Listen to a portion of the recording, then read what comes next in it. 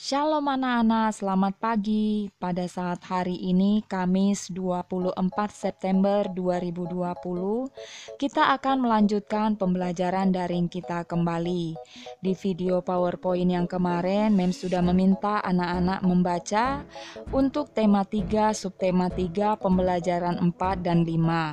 Nah, di video PowerPoint ini, Mem kirimkan pembahasan pembelajaran 4 sampai dengan 6, yaitu Bupena halaman 203 sampai dengan 211.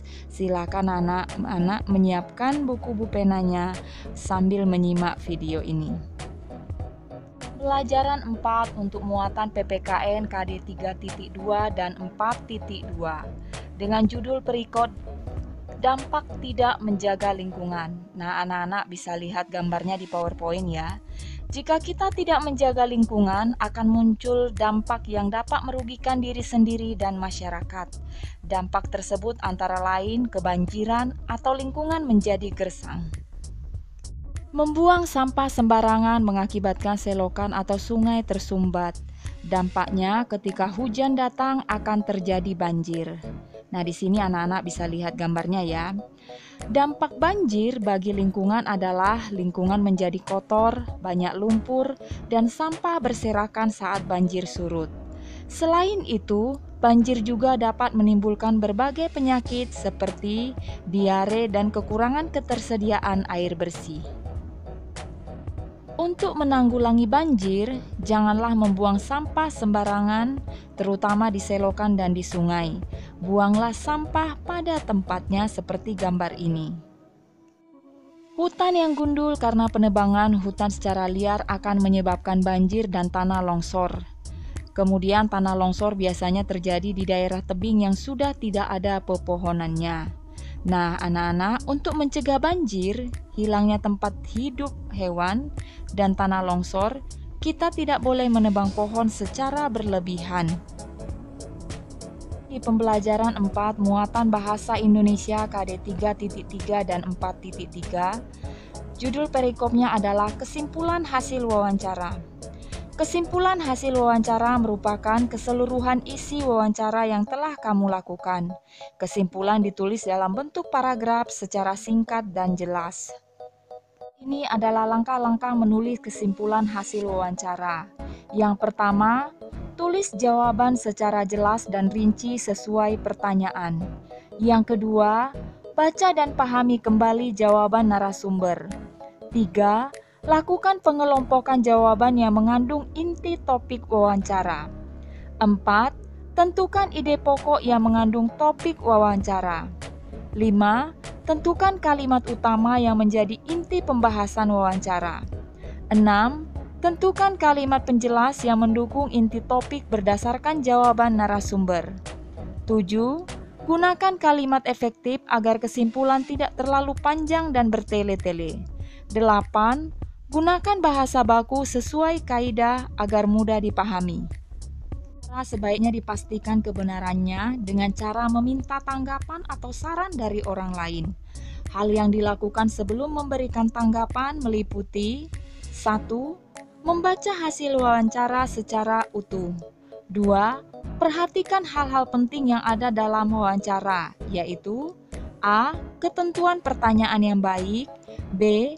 Kelengkapan jawaban, dan C. Kesesuaian jawaban dengan topik yang dibahas. Bahasa yang santun saat memberi tanggapan agar tidak menyinggung orang yang meminta tanggapan. Contohnya seperti di bawah ini. Menurut saya, pertanyaan tentang jumlah anggota komunitas peternak kambing Etawa tidak perlu ditanyakan karena tidak sesuai dengan topik wawancara, yaitu budidaya kambing Etawa.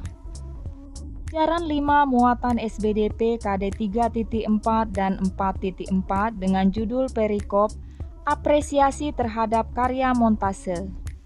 Apresiasi seni merupakan penilaian terhadap suatu karya seni.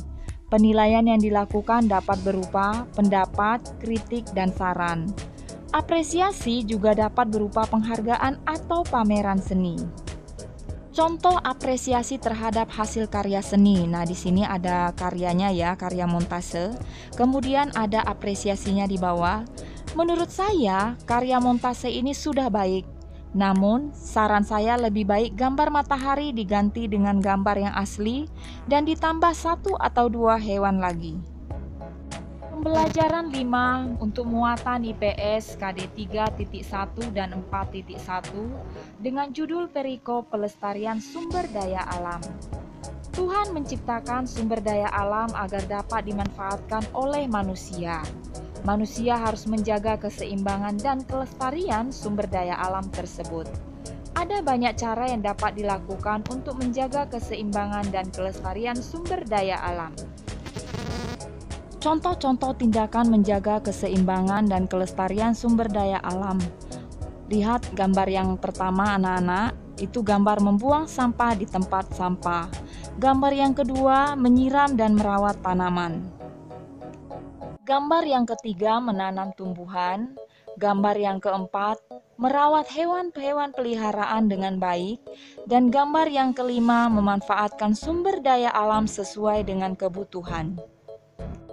Pembelajaran 6 muatan bahasa Indonesia KD 3.3 dan 4.3 dengan judul Perikop Presentasi Laporan Hasil Wawancara. Tujuan mempresentasikan laporan hasil wawancara adalah membagi informasi kepada orang lain tentang wawancara yang telah kita lakukan. Berikut ini adalah cara melakukan presentasi yang baik. 1. Membuka presentasi dengan ucapan salam. 2. Memperkenalkan diri dan menjelaskan maksud dan tujuanmu melalui presentasi menggunakan bahasa yang santun. 3. Menyampaikan laporan hasil wawancara sebaik mungkin. 4. Menyampaikan materi atau hasil wawancara dengan jelas dan rinci. 5. Cara menyampaikan boleh seperti bercerita. 6. Hasil wawancara disampaikan secara komunikatif atau menggunakan bahasa yang mudah dipahami. 7. Saat menyampaikan laporan, sesekali perhatikanlah orang lain yang menyimak. 8. Jika kesulitan untuk menghafal teks, sebaiknya kamu menggunakan catatan kecil berisi poin-poin hasil wawancara. Dan yang terakhir adalah presentasi diakhiri dengan ucapan terima kasih dan salam. Muatan PPKN KD 3.2 dan 4.2 dengan judul Perikop Upaya Pelestarian Lingkungan. Tidak membuang sampah sembarangan adalah salah satu contoh upaya pelestarian lingkungan. Contoh lain upaya pelestarian lingkungan meliputi 1. Tidak merusak taman di sekitar. 2. Tidak melakukan penebangan pohon sembarangan. 3. Melakukan reboisasi atau penghijauan. Pembahasan yang terakhir di muatan PPKN ini adalah pelaksanaan kewajiban melestarikan lingkungan. Melaksanakan kerja bakti membersihkan lingkungan merupakan upaya pelestarian lingkungan.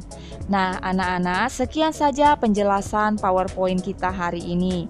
Jangan lupa anak-anak tetap rajin belajar. Kemudian soal-soal yang sudah Mem kirimkan untuk tema 1 dan tema 2 dipelajari karena hari Senin depan kita akan mulai mid semester. Shalom.